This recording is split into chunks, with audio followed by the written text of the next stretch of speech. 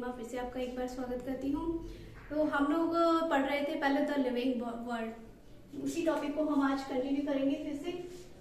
The living world, सजीव जगत, ये टॉपिक हम पढ़ रहे थे। इसको हमने 4 पार्ट्स में डिवाइड किया था। पहला था व्हाट इज लिविंग, जिसमें हमने पढ़ा था कि लिविंग ऑर्गेनिज्म क्या हैं और उनको नॉन लिविंग से कैसे डिफरेंशिएट कर सकते हैं, वो इसके अंदर हमने पढ़ा था। कौन कौन से कैरेक्टर्स हैं जिनके थ्रू नॉन लिविंग और लिविंग दोनों को आपस में डिवाइड किया जा सकता है। दूसरा टॉपिक हमने लिया था टैक्सोनॉमी एंड सिस्टमैटिक्स। टैक्सोनॉमी और सिस्टमैटिक्स दूसरा टॉपिक लिया था, जिसमें हमने टैक्सोनॉमी के बारे में बताया था कि जो भी नॉमेनक्लेचर, क्लासिफिकेशन और आइडेंटिफिकेशन जो होता है किसी भी स्पीसीज का, वो टैक्सोनॉमी के अंदर आता है। और सिस्टमैटिक्स के अंदर आता है कोई भी 2 कैटेगरीज हैं उनके बीच में जो इवोल्यूशनरी रिलेशनशिप होता है वो सिस्टमैटिक्स के अंदर आता है। तीसरा हमने लिया था टैक्सोनॉमिक कैटेगरीज। तो टैक्सोनॉमिक कैटेगरीज मैंने बताई थी आपको, 7 कैटेगरीज बताई थी। Kingdom, phylum, class, order, family, genus और स्पीसीज। ठीक है, आज जो हम चौथा टॉपिक लेंगे वो है टैक्सोनॉमिक एड्स। आज हम जो टॉपिक कवर करेंगे टैक्सोनॉमिक एड्स। तो टैक्सोनॉमिक एड्स होते क्या हैं? आपने कभी साइंस लैब में गए हो तो साइंस लैब में जो भी साइंस के स्टूडेंट हैं जो कभी साइंस लैब में जाते हैं, जूलॉजी, बॉटनी, वहां पे स्पेसिमेंस देखे होंगे आपने। स्पेसिमेंस जो नमूने होते हैं या कोई भी प्लांट है, एनिमल है, जिसको हम एक फ्लास्क या जार के अंदर प्रिजर्व करके रखते हैं, उसको हम स्पेसिमेन बोलते हैं। ठीक है, तो वो स्पेसिमेंस आपने देखे होंगे। या आप कभी बॉटनिकल गार्डन गए होंगे, वहां पे आपने बहुत अलग अलग टाइप के ट्रीज देखे होंगे। आप जूलॉजिकल पार्क गए हैं, वहां आपने बहुत सारे एनिमल्स देखे हैं। ये सब क्या है? ये सब, इन सब से हम डिफाइन करेंगे टैक्सोनॉमिक एड्स को। ठीक है, तो हम स्टार्ट टैक्सोनॉमिक एड्स। क्या होते हैं टैक्सोनॉमिक एड्स? बहुत सालों से हमारे जो भी साइंटिस्ट हैं उन्होंने बहुत रिसर्च की, बहुत सारी टेक्निक्स निकाली, बहुत सारे मेथड्स निकाले। ठीक है, और किसी मेथड्स, उन मेथड्स और टेक्निक्स के थ्रू किसी भी एनिमल स्पीसीज को, प्लांट स्पीसीज को, उसका नाम पहचानने के लिए, उसको पहचानने के लिए, उसको आइडेंटिफाई करने के लिए, उसका नॉमेनक्लेचर करने के लिए इन टेक्निक्स और मेथड्स को यूज किया। तो बेसिकली टैक्सोनॉमिक एड्स होते क्या है? टैक्सोनॉमिक एड्स का मतलब होता है जो मेथड्स और टेक्निक्स किसी भी एनिमल और प्लांट स्पीसीज के आइडेंटिफिकेशन के लिए काम में लाई जाती हैं, वो सारी क्या कहलाएंगी? Taxonomic ads. ठीक है, टैक्सोनॉमिक एड्स को डिवाइड किया है बहुत सारे पार्ट्स के अंदर। ठीक है, तो हम टैक्सोनॉमिक एड्स को डिवाइड कर देते हैं। कितने पार्ट्स हैं इसके? इसके अंदर हम आते हैं हार्बेरियम,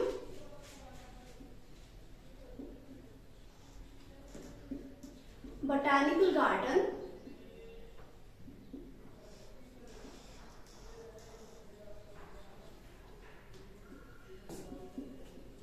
जूलॉजिकल गार्डन या जूलॉजिकल पार्क भी बोल सकते हैं, गार्डन भी बोल सकते हैं। एक अपने आते हैं flora, manual, monographs,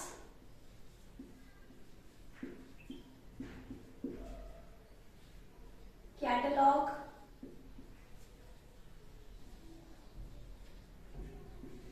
keys and museum.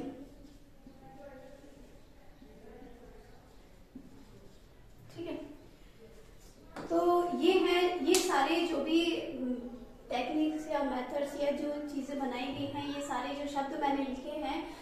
हम वन बाय वन पढ़ेंगे और बताएंगे कि टेक्सोनोमिक एड्स जो है उसमें ये सब कैसे हेल्पफुल हैं। ठीक है, तो पहले हम बात करते हैं हर्बेरियम। हर्बेरियम क्या होते हैं? हर्बेरियम को बेसिकली बोलते हैं store house of plant specimen. ठीक है, यानी कि कोई भी पादप जो हमने कोई भी प्लांट स्पीसीज जिसको हम नहीं जानते हैं, उसको हमने जानने के लिए पहले उसको हमने एकत्र किया, फिर उसको हमने कुछ समय तक प्रेस करके रखा। ठीक है, प्रेस करके रखा और सुखा लिया उसको। ठीक है, उसके बाद उसको सिस्टमेटिकली अरेंज किया, किसके थ्रू? जो भी यूनिवर्सल क्लासिफिकेशन जो फॉलो किया जाता है उसके थ्रू। बेसिकली हमारा जो क्लासिफिकेशन फॉलो किया जाता है बैंथम और हुकर का क्लासिफिकेशन है, वो प्लांट्स के लिए फॉलो होता है। तो उसके अकॉर्डिंग उसको उन शीट्स को हर्बेरियम जो होती है उनको सिस्टमेटिकली अरेंज कर लिया जाता है। ठीक है, वो कहलाते हैं हर्बेरियम। मीन्स ये एक स्टोर हाउस होता है किसका? प्लांट्स के स्पेसिमेन का। ठीक है, अब हर्बेरियम जो होते हैं वो जिन पर बनाए जाते हैं वो शीट्स क्या कहलाती है? वो कहलाती है हर्बेरियम शीट। हर्बेरियम जो अपना सबसे बड़ा लार्जेस्ट हर्बेरियम है वो है रॉयल बॉटनिकल गार्डन। ये जो रॉयल बॉटनिकल गार्डन है इसके ये क्यू में है, इंग्लैंड में है, क्यू में।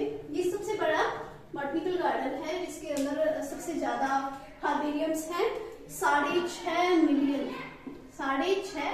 मिलियन हर्बेरियम शीट्स इस गार्डन के अंदर है।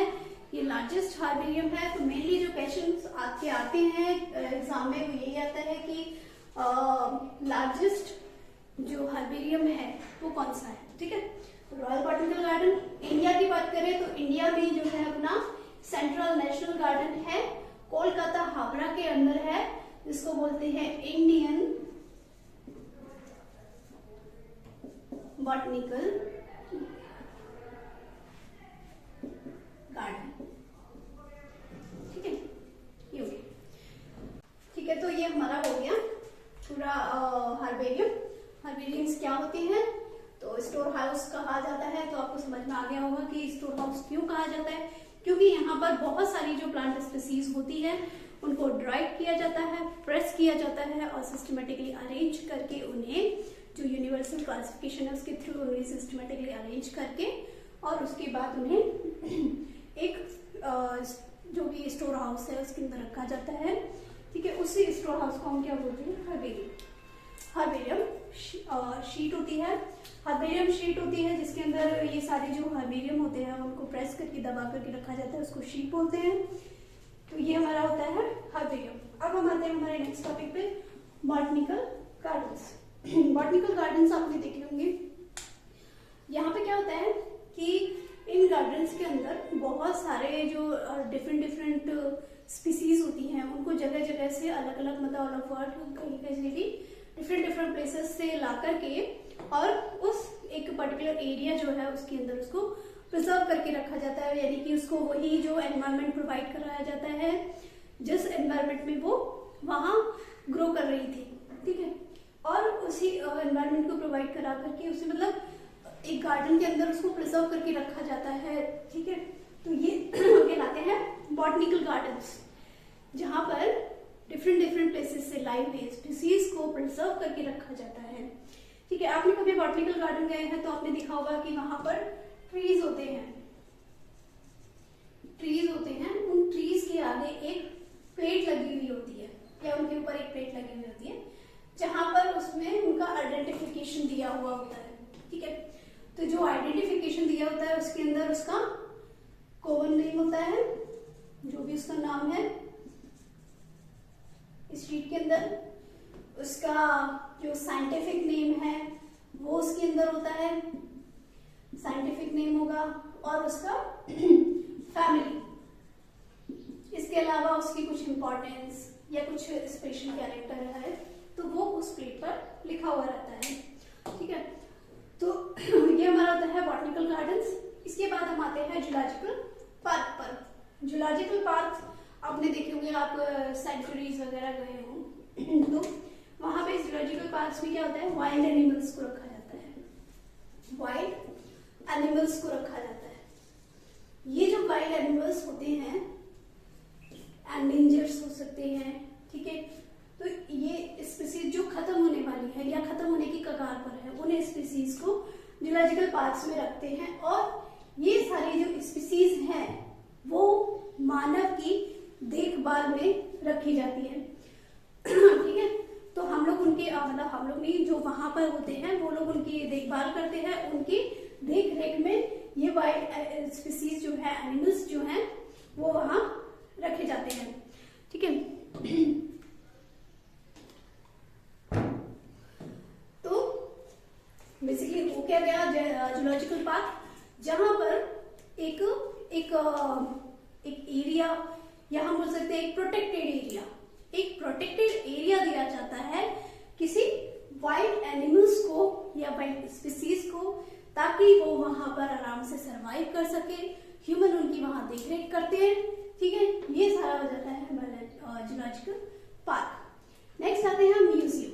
म्यूजियम आपने देखे होंगे, जब आप जाते हो तो वहां पे आपको डायनासोर की हड्डियां रखी हुई मिल जाती हैं, या आपको कोई भी जो छोटे मोटे इंसेक्ट्स होते हैं, जीव होते हैं, जार होता है उसके अंदर रखे हुए रहते हैं। वो जो जार होता है उस जार में फॉर्मलिन या फिर एल्कोहल, ये सॉल्यूशन होता है फॉर्मलिन और एल्कोहल का उस जार के अंदर। उसमें उनको एनिमल्स स्पीसीज को या प्लांट्स जो होते हैं उनको उसके अंदर रखा जाता है। तो कभी कभी ये क्वेश्चन आ जाता है कि म्यूजियम्स में जो एनिमल स्पीसीज होती हैं उनको जिस जार में रखा जाता है, जिस सॉल्यूशन में रखा जाता है, उस सॉल्यूशन को क्या मतलब वो सॉल्यूशन किसका होता है, ठीक है। तो फॉर्मलिन या अल्कोहल का वो सॉल्यूशन होता है जिसके अंदर उसको एनिमल स्पीसीज को रखा जाता है, ठीक है। तो म्यूजियम्स हो गए जहां पर बहुत सारी स्पीसीज को, अलग अलग स्पीसीज के स्पेसिमेंस को यानी नमूनों को वहां पर प्रिजर्व करके रखा जाता है, या तो फ्लास्क के अंदर या फिर किसी कोई जो इसके शीशे के जो बने हुए रहते हैं ब्रैकेट्स उनके अंदर, ठीक है। ये हमारा हो गया म्यूजियम। म्यूजियम के बाद हम चलते हैं फ्लोरा पर। फ्लोरा क्या होता है?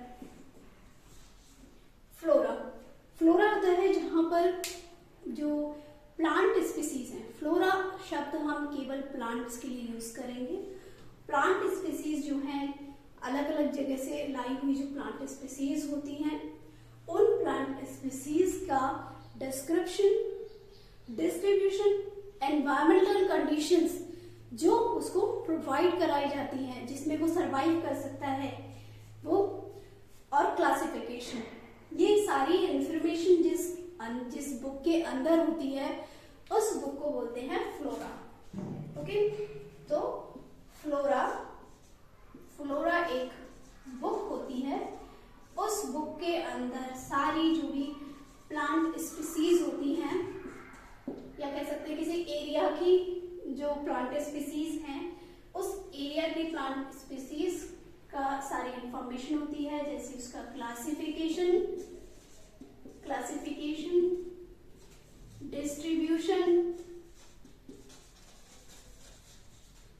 डिस्ट्रीब्यूशन एंड एनवायरमेंटल कंडीशंस जिनमें वो स्पीसीज सरवाइव कर सकती है, डिस्क्रिप्शन, ठीक है। तो ये सारी चीजें इसके अंदर होती हैं। अब हम आते हैं मैनुअल्स पे। तो फ्लोरा समझ में आ गया होगा। फ्लोरा एक बुक है जिसके अंदर सारी प्लांट स्पीसीज होती हैं, उनका कोई भी एरिया की प्लांट स्पीसीज होती हैं, उनकी सारी इंफॉर्मेशन उसके अंदर होती है, चाहे उसका classification, distribution, description and environmental condition जो उसको सर्वाइव करने के लिए चाहिए होती है, वो सारी उसके अंदर होती है, ठीक है। यहाँ पर एक चीज और होती है फौना। यहाँ पर एक चीज और होती है फौना। ये भी एक बुक होती है। इस बुक के अंदर सेम यही सब चीजें होती हैं, बस बदल क्या जाता है, यहाँ पर जो इन्फॉर्मेशन होगी वो एनिमल की होगी, ठीक है। यहाँ पे जो इन्फॉर्मेशन होगी, ये जो जानकारी होगी वो सारी किसकी होगी, एनिमल स्पीसीज की, ठीक है। तो फ्लोरा प्लांट स्पीसीज की information and fauna animal species की इंफॉर्मेशन। नेक्स्ट चलते हैं हम मैनुअल पर। मैनुअल्स की हम बात करते हैं यहाँ पे। मैनुअल्स भी क्या है, एक बुक है। एक बुक है जिसके अंदर किसी भी स्पीसीज को पहचानने के लिए सारी इंफॉर्मेशन उस बुक के अंदर होती है। सारी चीजें बहुत सेम लगेंगी बिल्कुल, बट कुछ कुछ डिफरेंसेस इनके अंदर होते हैं। मैनुअल के अंदर वो सारी इंफॉर्मेशन होती है जो किसी भी स्पीसीज का नोमेनक्लेचर या नाम को जानने के लिए जरूरी होती है, वो सारी इंफॉर्मेशन इसके अंदर होती है। ये होते हैं मैनुअल्स, ठीक है। मोनोग्राफ, मोनोग्राफ जो होते हैं ये होते हैं पब्लिकेशंस, ठीक है।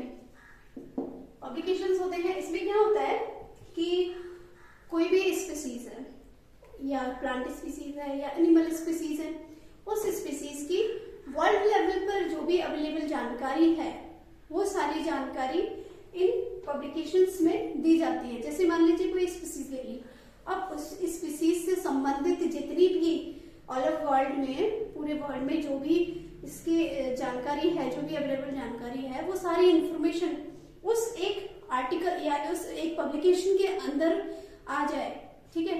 वो होते हैं मोनोग्राफ्स, ठीक है। इसके बाद हम आते हैं कैटलॉग्स पर। तो कैटलॉग्स क्या होते हैं, कैटलॉग्स होते हैं लिस्ट। सारी चीजें बहुत ही सिमिलर हैं।